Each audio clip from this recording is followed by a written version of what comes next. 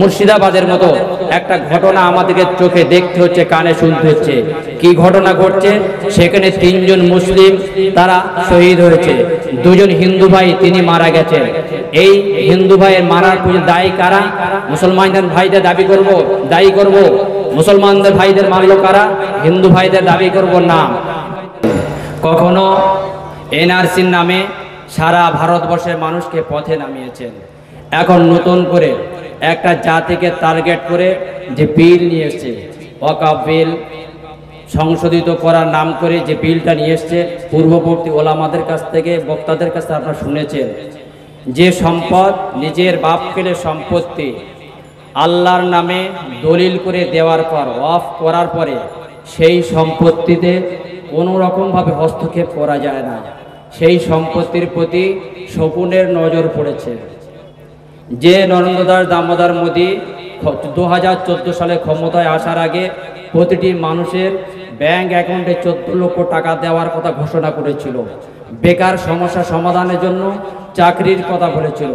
কিন্তু 2014 সালে ক্ষমতা আসার পর যে মানুষটার হাত দেখলে এখনো গুজরাটে 2002 সালে দাঙ্গার রক্ত দেখা যাবে।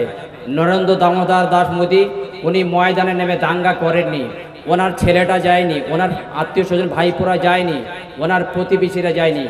মানুষের গুজরাটবাসীকে হিন্দু মুসলমানের মধ্যে লড়াই বাঁধিয়েছে নিজের গদিটাকে ঠিক রাখার জন্য। যে দামোদর মোদী মানুষের 14 লক্ষ টাকা দেওয়ার নাম করে, মানুষের চাকরি দেওয়ার নাম করে ক্ষমতায় বসে আছে, দেখছে টাকাও তো দেওয়া হয়নি, চাকরিও তো দিতে পারেনি। দামোদর দেখছে তার গদি আর ঠিক থাকবে না, সারা ভারতবর্ষ জেগে উঠেছে।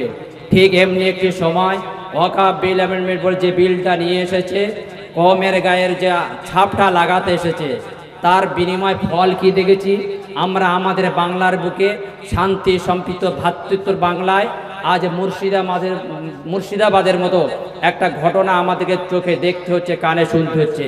কি ঘটনা ঘটছে?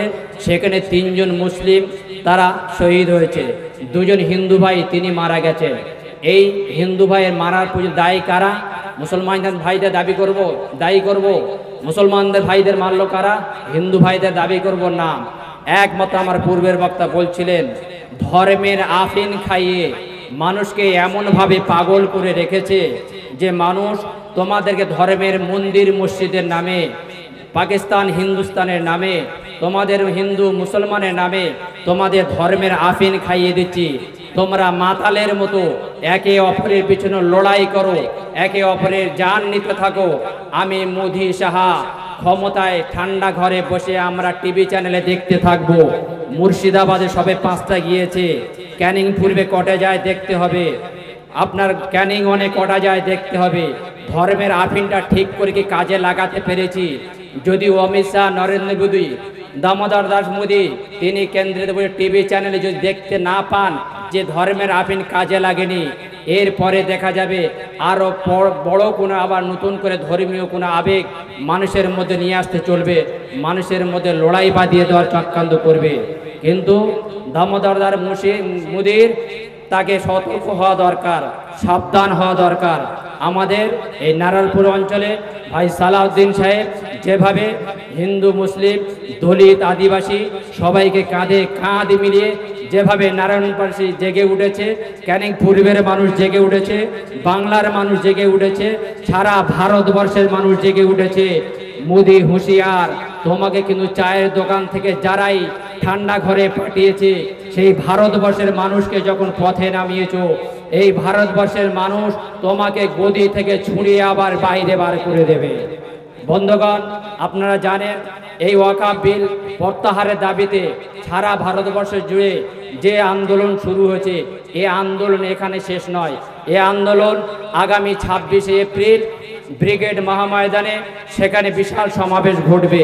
সেখানে আমাদের প্রতিটা এলাকা থেকে প্রত্যেকের কাছে আমি আবেদন করব, আপনারা প্রত্যেকেই ব্রিগেড সমাবেশে যাবেন। হিন্দু মুসলিম খ্রিস্টান আদিবাসী দলিত সবাই কাঁধে কাঁধ মিলে যেভাবে আমরা বাংলায় বাস করছি, ঠিক আজকের এই যে বলছি যে হিন্দু মুসলমানের মধ্যে লড়াই, আমাদের কোনোদিন আমার হিন্দু ভাই যারা আছে জানেন হিন্দু মুসলমান লড়াই নয়, আমাদের এই প্রতিবাদ হিন্দু ভাইদের বিরুদ্ধে নয়, কারণ আমরা মুসলমান ওয়াকফ বিলের বিরুদ্ধে যতটা না লড়াই করছি তার থেকে বেশি আমার হিন্দু ভাইরা লড়াই করছে।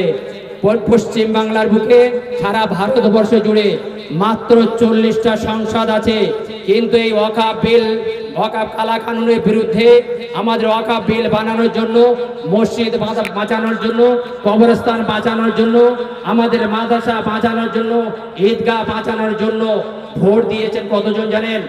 195 জন হিন্দু সম্প্রদায় সংসদ, তারাও আমাদের সঙ্গে আছে।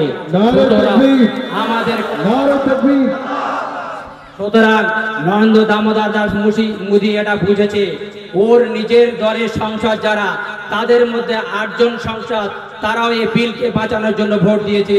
মোদী একটা দিন হয়তো 8টা সংসদ তোমাকে লাথি মেরে সরিয়ে দিয়ে তারা হয়তো বিরোধী দলে তারাও জোট দেবে।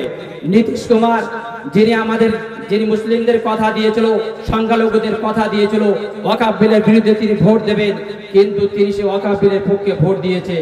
সময় সংক্ষেপ, আমাদের পশ্চিমবাংলার বিশেষ করে যে ভ্রাতৃত্ববোধ, শান্তি সম্প্রীতির বাংলা, কোনো রকম অপপ্রচারে, কোনো রকম প্ররোচনায় পা দেবেন না। এই আন্দোলন, এই মিটিং মিছিল আমাদের একদিনের জন্য নয়। এই আন্দোলন আজকের নারায়ণপুর হচ্ছে, আগামী দিনে আমরা জীবনতলায় হয়তো ডাকবো, তারপরে আমাদের কলকাতায় যেতে হবে। কলকাতায় মহাসমাবেশের পরে যদি মোদী শাহ হুঁশিয়ার যদি না হয়, এই আন্দোলন কৃষি আন্দোলনের মতো আমরা দিল্লি পর্যন্ত নিয়ে যাব। এই বলে আমি আমার বক্তব্য শেষ করছি। ধন্যবাদ।